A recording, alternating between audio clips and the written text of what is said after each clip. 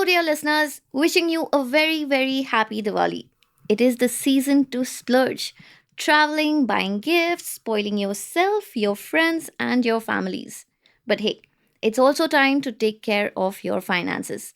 So we thought it is a great time to revisit our blockbuster episode on, pardon my language, the fund. It is for everybody, of course, but specially meant for all the beautiful women out there. Stay tuned. Why you? Yes, you need a fund.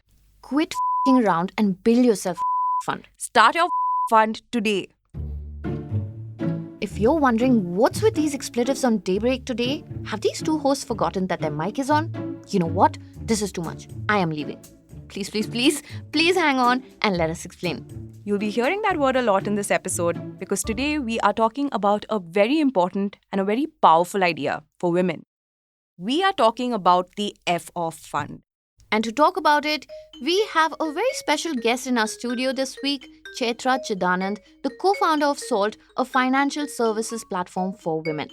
And this episode is for every woman out there, irrespective of your age, your background, or your tax bracket.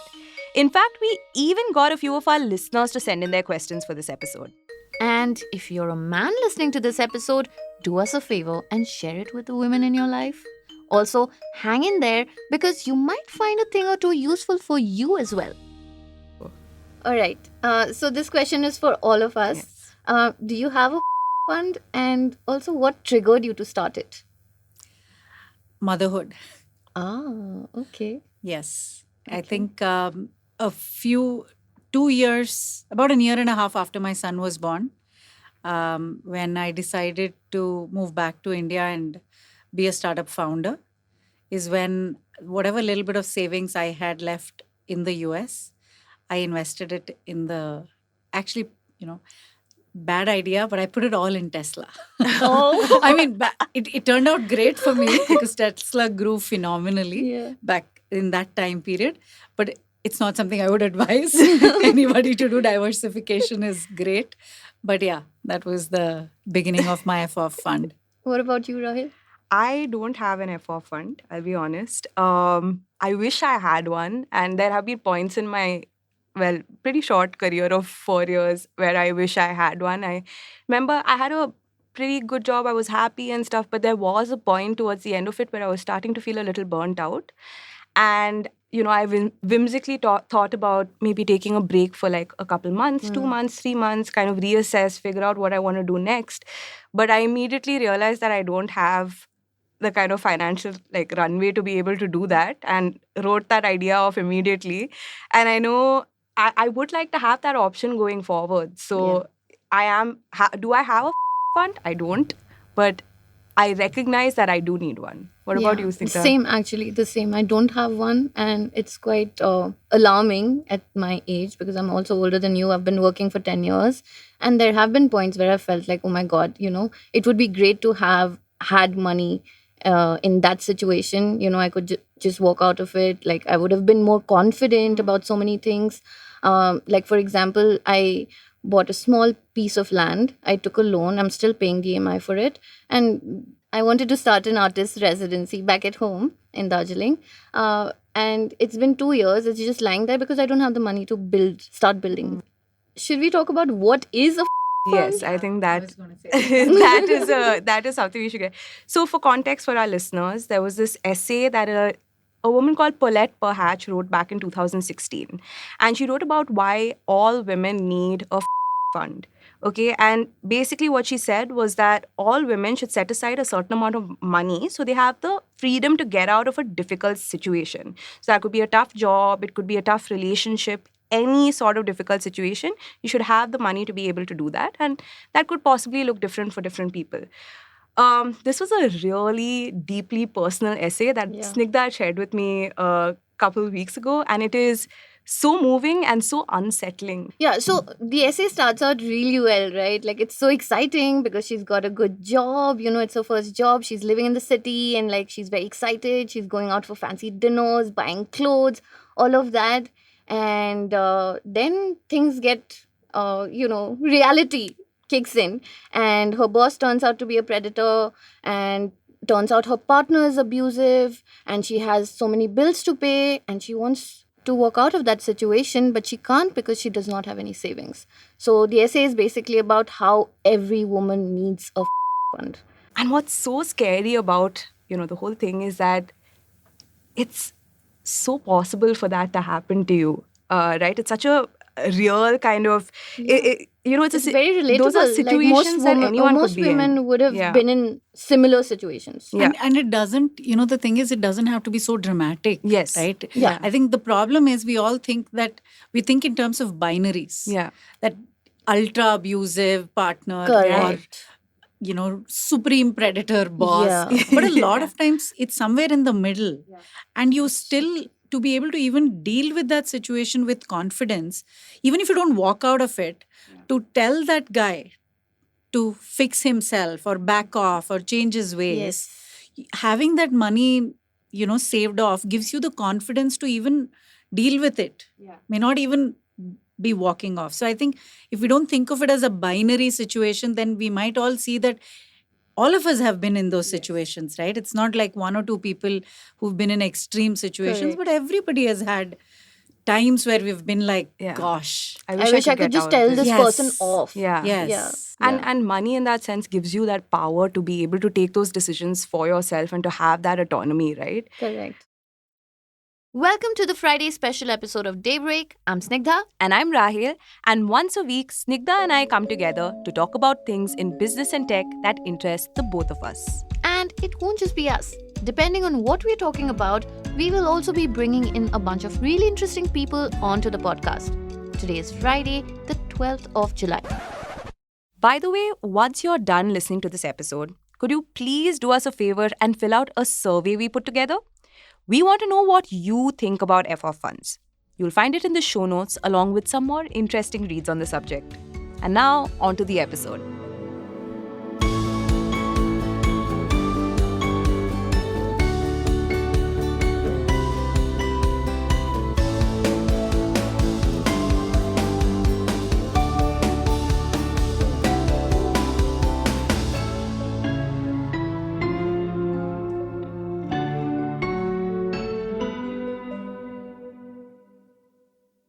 We all know that we should have a fund, but actually, building it is so difficult. It seems like, to me, as someone who does not have one, it seems so impossible, and so like I feel paralyzed at the thought of it, because they say, okay, at least 6 months worth. Some people say 6 months worth of savings. Some people say like salary. Some people say 1 year. Some people say 3 years. So, just thinking about that, I'm like, oh my God.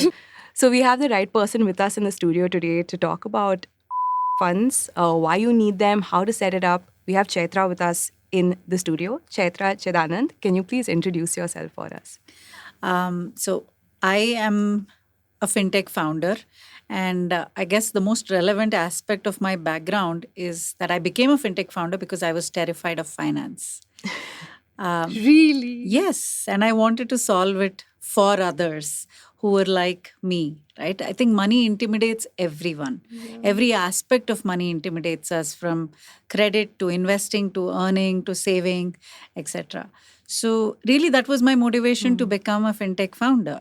My first company was Simple, which is a buy now, pay later pioneer in India. Right. My second company is Salt, which is a personal finance management platform aimed at women. I am from Bangalore. I grew up here. So let's get one question out of the way because it is very confusing. Is a fund the same thing as an emergency fund? Like, emergency fund is usually for like a medical situation or some unexpected expense, right? Is it the same or is it separate?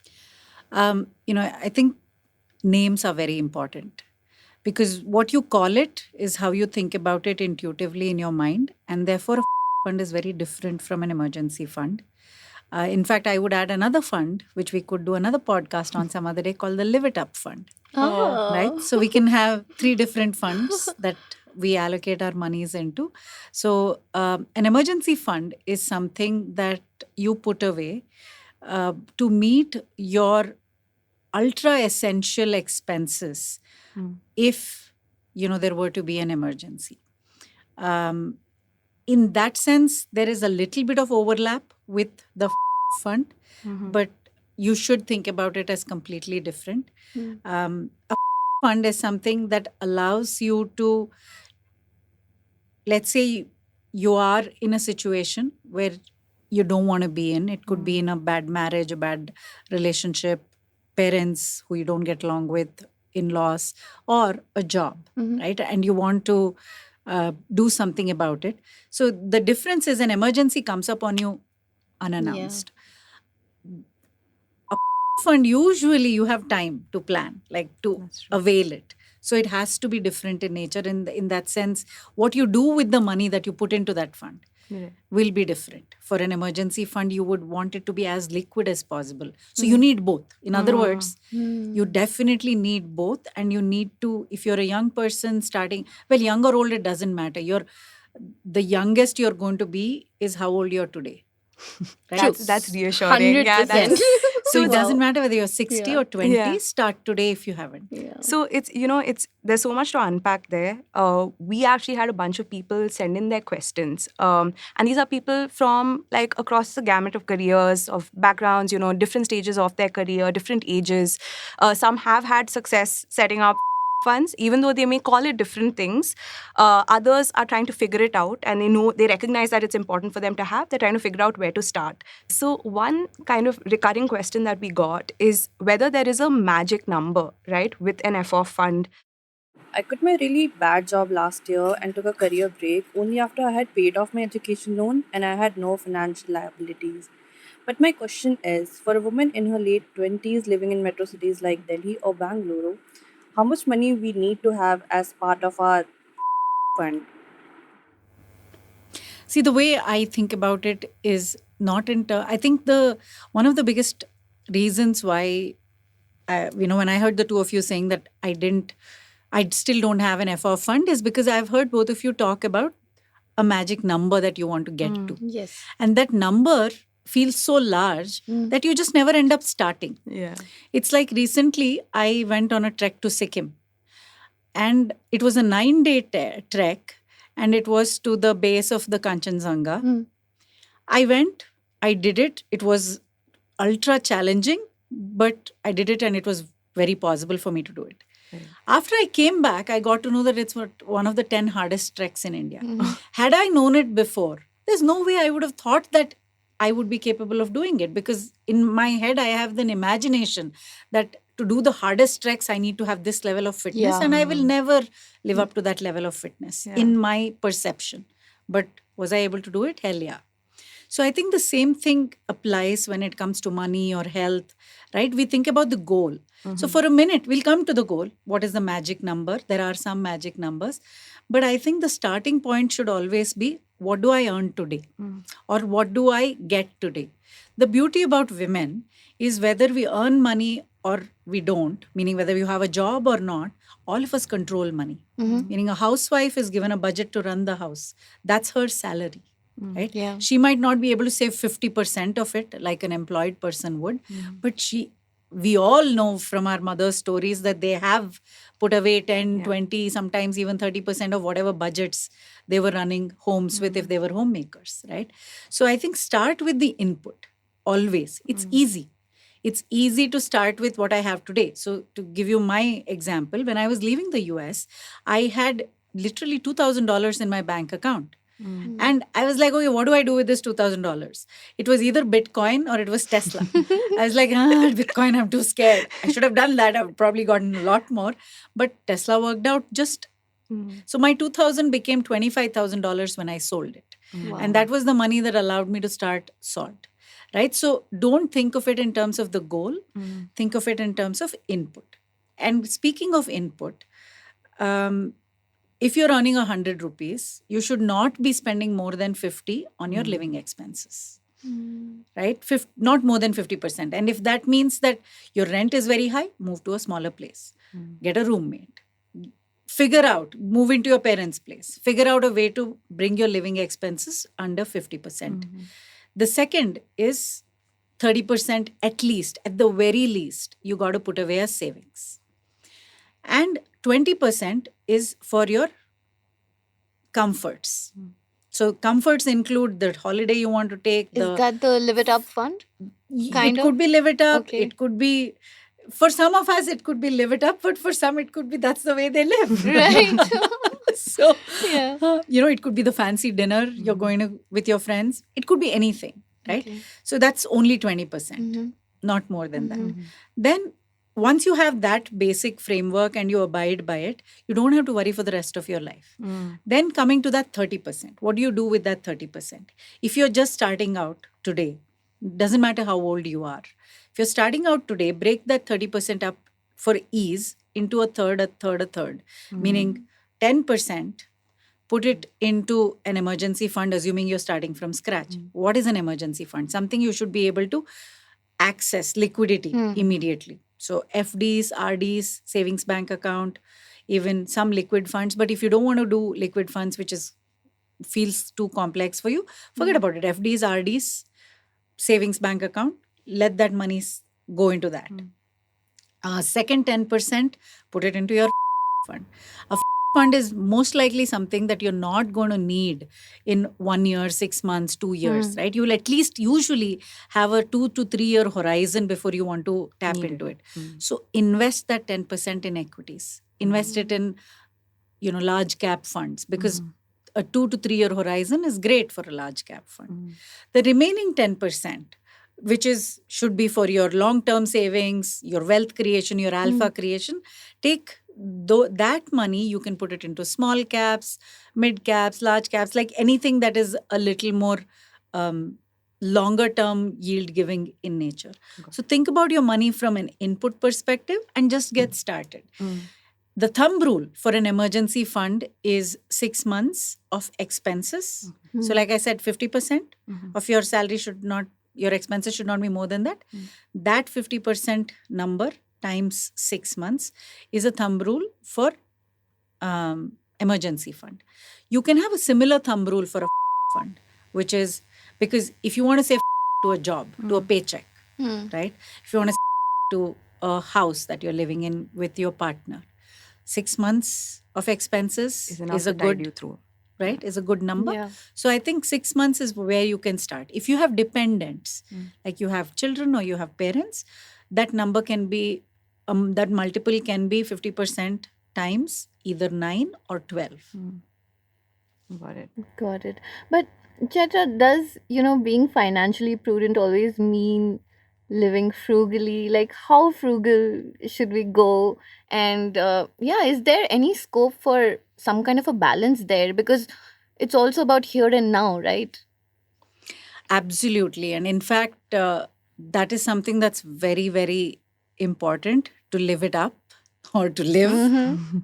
So that 20%, that's why I was saying that, if you make sure that your basic expenses are not more than 50% of what you earn, then you can create that corpus of that 20% money that you can use to live it up today.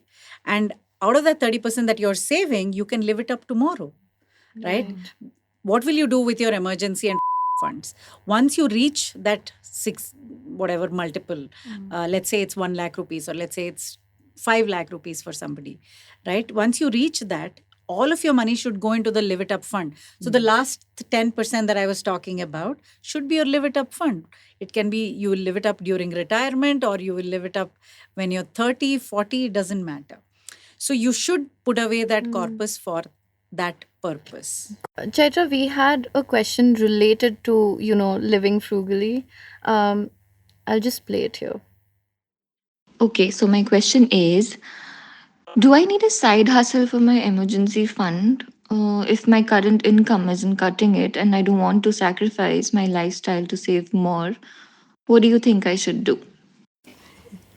Okay. This is a loaded question. Yes. I don't want to sacrifice my lifestyle. It makes me feel very sad when I see a lot of young people who say this. Because in that definition of I don't want to sacrifice my lifestyle is a lot of unnecessary choices, exactly the kinds that I was just now talking about, Mm. right? Which I only do because of peer pressure, because I want to look a certain way, which is all things that I have imagined in my head. Are side hustles great? Of course they are great. Do it for fun, do it because you're good at it, do it because it'll give you an extra income, and definitely don't splurge that on the type of nonsensical things that otherwise you think that you need to spend on, right? So put it away. That's great. I always in favor of side hustles. But I think when you say that, oh, I don't want to give up on my lifestyle, please double click on that. Ask yourself, what are elements in this that I truly do for myself? Continue to do those, do more of those. Ask yourself, what are elements in it that I do because I want to appear a certain way in somebody else's eyes? Stop doing those. It'll go a long way in improving your mental health. An improved mental health will make you feel good about yourself. It'll help you start making wise choices. Spend on yourself. Yeah. It's funny you say that. For me, I keep saying I write it off as me being an emotional eater. So whenever I'm stressed out, I'll invariably order some nonsense on like Swiggy and Zomato or whatever, and then feel terrible afterwards. Not just because it's trash and I'm borderline lactose intolerant and I've just eaten like a full Magnolia's that banana pudding to myself, but also because I can't afford to do this so often in the week, right? But yeah, when you were starting out in your career, when you were like, starting, were there these like financial missteps that you made as well? Oh, hell yeah. So I think one of the biggest financial misstep I took was doing nothing because I wanted to do the perfect thing. Yeah, exactly. All of what us, yeah. we can All of us identify with stuck it. there. And for many years, I've like more than a decade of my working life has gone in that mistake. It's because, and the irony was, I was giving financial advice to all others.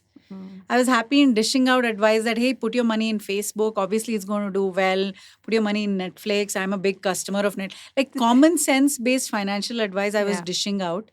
And a lot of people around me made a lot of money thanks to these taking me up on these. But I was never confident enough to do it myself. Right? So that's the biggest mistake I see people make. So your advice is don't think of your fund or just in general your financial health as like Iron Man. Start off with couch to 5K and you'll get there at some point. Yeah, like just get started. Yeah. Second mistake I see people do is they think that they need to have financial knowledge and therefore they don't do anything. Yeah. The best, you can never learn swimming by watching YouTube videos about it, by reading blogs about it. Investing in financial prudence is exactly like swimming. You have to get into the water to learn. You have to feel like you're drowning a few times before, you'll start learning how to kick and move the right way. It feels like you're really talking to me right now. So start. Yeah. It's like Nike's Just do it. line. Just do it. Another question that we got was how to set up, and you spoke about this briefly a little while ago, where, without really calling it your FR fund, women have been doing this for so long, right? Whether that's storing away, keeping jewelry in a safe place or, setting aside money and then using it when that rainy day kind of came along. But if you could tell me today, if someone's taking a break from their career or if someone's a homemaker or if, someone isn't employed actively, what are the ways in which you can set up an FR fund of your own? See, the theory is the same, right? I mean, even the actions are the same. It is whether you're earning money or somebody else is earning money and giving it to you, it doesn't matter. As long as you have access to some money, apply that 50-20-30 rule. If you're lucky, like let's say it's somebody else is giving you money, then most likely you don't have your own living expenses, which means that 100% of whatever you're getting is available for you to invest. I think one of the biggest mistakes people have made, right? In our parents' generation, the equity markets were not mature, so they could not make the money grow. I think today, if the biggest mistake I see people making is only saving and not investing. Because 100 rupees today is not going to be worth 100 rupees 3 years later, or definitely not 10 years later and 20 years later. So if you think that I'm saving money and feeling good about yourself for just saving, then it's pointless. Might as well spend it and enjoy your life today, because it's not going to be worth it, right? Or it won't give you that the returns that you need to be able to actually say F off and move out. So it's very important to invest. Right. Whatever it is. I tell people that the mutual fund, you can start off an SIP with 100 rupees per month, right? So there is no, oh, when I get 5,000 rupees, I will start investing, or when I get 50,000. No, start with 100 rupees. It's more important to build that muscle. So if you're under 18, start with your pocket money. Train yourself to have that 50, 30, 20 rule. If you don't need that 20 for comfort, put that money, increase that 30% to 50%. If you don't need to spend on living expenses because you live with your parents, they take care of it, put away 100%. And it's very important for young people to invest in equity markets, right? There's a very big misconception of risk, right? Risk is, there's no such thing as I'm a high risk person, I'm a low risk person. Nobody wants to take unnecessary risk, right? Everybody should take necessary risk. When it comes to investing, it's all about thinking about the time horizon. If I need this money within, like there is a certain amount of money that I might need immediately. That is what we call as emergency fund. That is the money that should be in either your savings bank account, FD, RD, etc. Then there's the second group of money, which is what we are calling the FOF fund, which you might need in a few months, right? You have a few months horizon to draw down on that fund, or to liquidate or withdraw from that fund. That is money that can go into index funds, which are usually they are not super volatile, reasonably okay, because then the time horizon there is 2 to 3 years. So think in terms of time horizon. If it's 2 to 3 years, large cap, index funds, ETFs, great. If you have 10, 25, 10, 20, 30 years, that is your live it up fund, or what we are calling a live it up fund. Some people call it retirement fund, right? Some people call it fund for my child's education. You can give it whatever name you want, but that is the type of stuff that you should invest in high growth mutual funds, because it's the time horizon allows you to take a higher risk. We got this question from a young Indian student who's living in Europe. She lives with her boyfriend and she's just starting out with a career in art. So I'm a young professional and I live in a different country to my family, and I live with my partner. And so I think it's quite wise for me to set up some sort of a fund for myself. But like I said, because I've only really been earning money for less than 2 years now, I worry if this is the right thing for me to do, if I should perhaps invest my money and try to make more money off of it. But at the same time, I'm quite anxious about doing so because I'm afraid to lock up my money in some sort of an investment where it would be inaccessible to me. Look, you can't create money. If you can't, you have to find ways to save it, right? And I think the problem is that we always think about it in terms of, array, I only have 25,000 rupees. Array, I have to live in this place where I have to pay 15,000 rupees rent. I'm only left with 10,000. If I order 3 times on Swiggy, that consumes half of my salary. So honestly speaking, first step is, even if it's 5% of whatever you're earning, if it's 10% of whatever you're earning, put that away as into an investment. Make your SIP for that. Put it away in a mutual fund. If you don't want to start with an emergency fund, it's okay. Start with a mutual fund at least, right? I'm not saying that there's only one way to do it. Find your own way.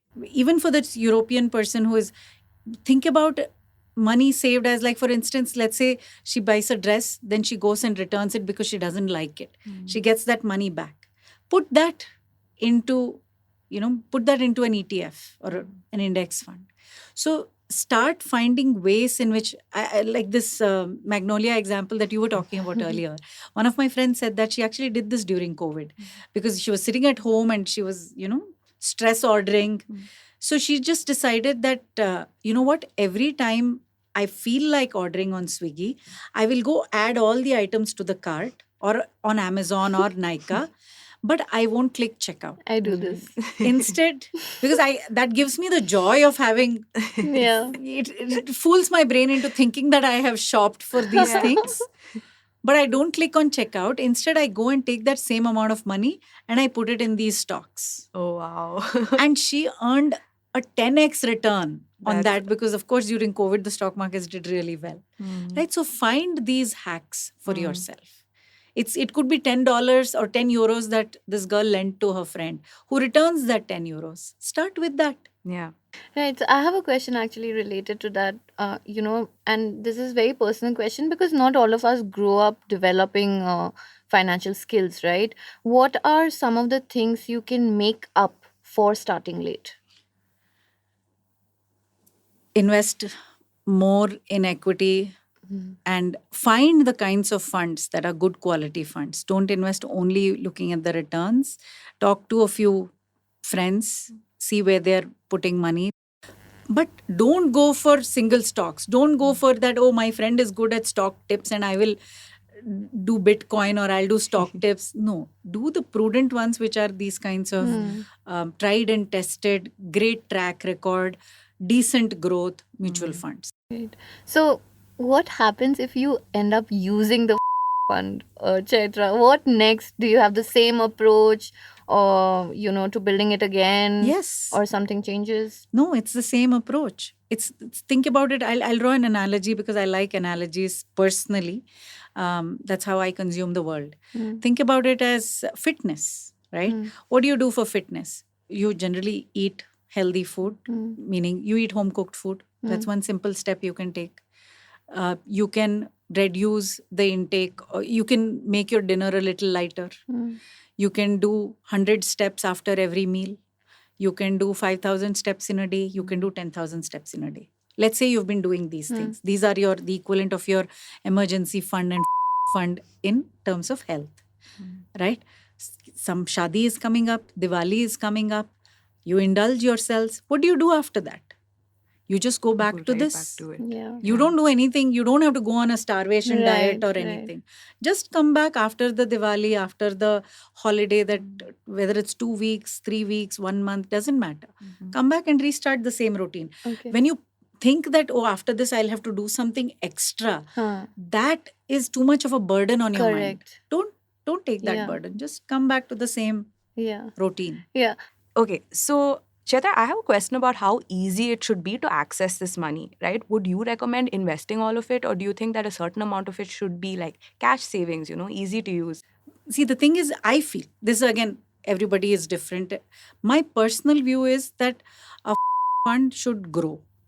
If it doesn't grow, then it's not going to give, because my needs are going to change with time. And inflation is going to eat into all my savings. So for emergency money, which is small portion of money, which is 6 months of my expenses, should be in depleting. Like basically anything that's in cash or cash equivalents, you're losing money on it compared to inflation. It's devaluing over time. So for a fund, you should not put it in anything that's devaluing. Put it in something that grows. And that's why I said, think of it as a 2 to 3 year horizon. Okay. And start putting it in large cap type Got it. funds. Right. So when we thought of this topic, we put out posts on social media asking people to send in questions. And a lot of men were very intrigued by what a fund is, right? Most of them, they said that they also need one, which is fair, of course. But some of them were like, wait, does my partner have a secret fund that I don't know about? And another person also asked if they should actually help their partners build a fund. So my question is, should men help or should they just stay away from it? Of course they should help. Why shouldn't they help? If they're willing to help, let them help. But they should stay away from asking and probing. Tell me where it is. Can you give me your credentials? How much have you saved up? Let them leave that aside. But see, I think it's interesting that, with the very end, we talk about men, because one of the most important needs in financial wellness in a woman's life is being able to have a money conversation with the man in her life. The man in her life could be father, brother, husband, boyfriend, doesn't matter. Yeah. Right? The authority figure. Usually it's a man. True. Sometimes it's a mother. right? So having that money conversation, I think, is the first barrier that women need to break, even before anything else, right? I mean, actually, I shouldn't say even before. Start doing whatever you can do, dabbling, doing whatever, but have this money conversation. Don't postpone it. There's no perfect money conversation. Don't be afraid of it. It's something, especially younger, if you're not married, do not get married without having a money conversation. If you're in a serious relationship, don't get more serious without having a money conversation. I'm not saying it's something you should talk on your first date, but definitely, as the relationship progresses, get to know each other's ideas about money, because it's very important to know. Exactly. This is a great note to end this episode on. Thank you so much, Chaitra, for joining us. And to our listener who's still here, thank you for sticking around. I hope you liked this episode. Please tell us what you think. You can write to us at podcasts@theken.com. It is the-ken.com. Also, please do not forget to take the survey. It is all in the show notes, along with some interesting reading suggestions. Daybreak is produced from the newsroom of The Ken, India's first subscriber-focused business news platform. What you're listening to is just a small sample of our subscriber-only offerings. A full subscription unlocks daily long-form feature stories, newsletters, and podcast extras. Head to theken.com and click on the red subscribe button on the top of the Ken website. Today's episode was hosted and produced by Rahel Philippos and I, Snigdha Sharma, and it was edited by Rajiv Sien. Also, a huge shout out to Aditi and Kavipriya and the rest of our fantastic design team here at The Ken for the amazing artwork that they make for every